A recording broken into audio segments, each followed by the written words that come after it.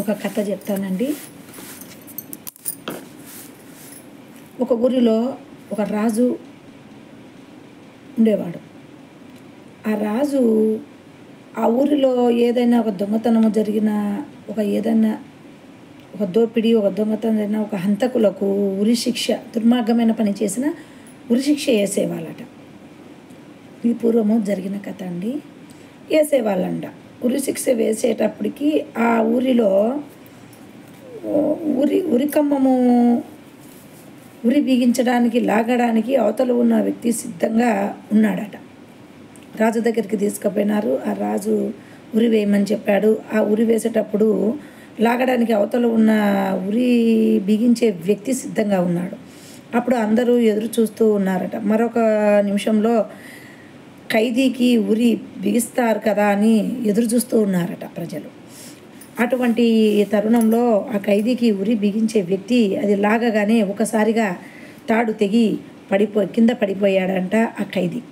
అప్పుడు ఆ రాజు వెంటనే ఖైదీని రాజుగారి దగ్గరికి, ఈ పక్కన ఉరి వేసే వాళ్ళు, ఆ వ్యక్తులు ఆ ఖైదీని తీసుకుపోయి ఆ రాజుకు జరిగిన కథ చెప్పినారట. అప్పుడు ఆ రాజు జరిగిన కథ చెప్పి విని అప్పుడు ఆ రాజుగారు అన్నారట, ఓహో, భగవంతుడే ఇతనికి కటాక్షం ప్రసాదించినట్టు ఉన్నాడు, ఇతనిని ఈ భూమి మీద ఇంకా బ్రతకాలని ఉంది ఇతనికి అని అతన్ని వదిలి వేయమని,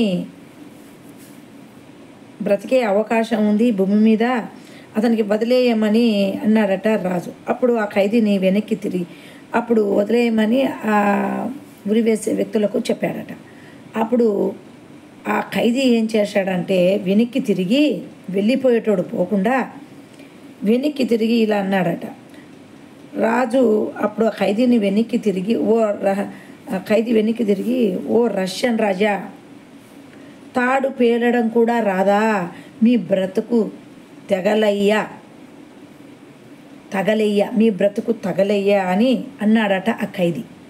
అప్పుడు రాజు పిలిచి ఆ ఖైదీని, ఓ భయా ఆగు అని పిలిచి గట్టిగా ఉన్న త్రాడుతో ఆ ఖైదీకి ఉరి బిగించి, గట్టిగా ఉన్న తాడుతో ఆ ఖైదీకి ఉరి బిగించేశారట. అప్పుడు ఆ ఖైదీకి జీవితము పోయింది.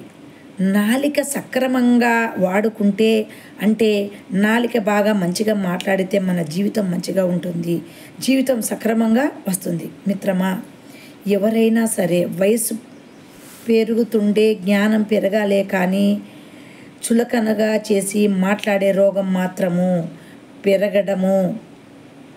పెరగకూడదు మిత్రమా. అంటే మన నాలికను చాలా మధురంగా మాట్లాడితేనే మనకు మంచి జరుగుతుంది మిత్రమా అని ఆ కథకు ఉదాహరణగా ఈ మంచి వాక్కుల గురించి, మాట్లాడే విధానం గురించి ఈ కథను ఉదాహరణలోకి తీసుకొని చెప్పుతున్నారు పెద్దలు మిత్రమా.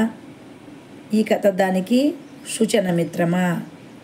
ఆ రాజు ఏమీ వదిలివేద్దాము ఏమోలే అనుకునేటళ్ళకి ఈ ఖైదీ వెళ్ళిపోకుండా తిరిగి మళ్ళా రాజుతోనే, ఓ రష్యన్ రాజా, నీకు తాడు పేలేది కూడా రాదా అని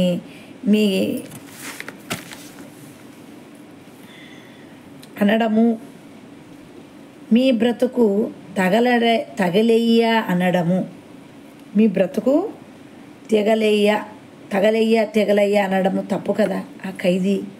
కాబట్టి ఆ ఖైదీకి అలా అనడము, ఆ రాజు మరలా ఖైదీకి ఉరిశిక్ష వేయడము ఇలా జరుగుతుందండి. మన నాలిక కూడా మధురంగా ఎంత మాటో అంత మాటకు మాట్లాడి మన నోటిని శుద్ధంగా పెట్టుకోవాలండి. నోటితో నానాక మాటలు మాట్లాడకూడదండి. మన నాలిక సరస్వతి మాత అండి, ఇది నిజం. ఈ కథ మీకు నచ్చినట్లయితే సబ్స్క్రైబ్ చేసి ఒక లైక్ చేయండి. లైక్స్ చేసి సబ్స్క్రైబ్ చేయండి.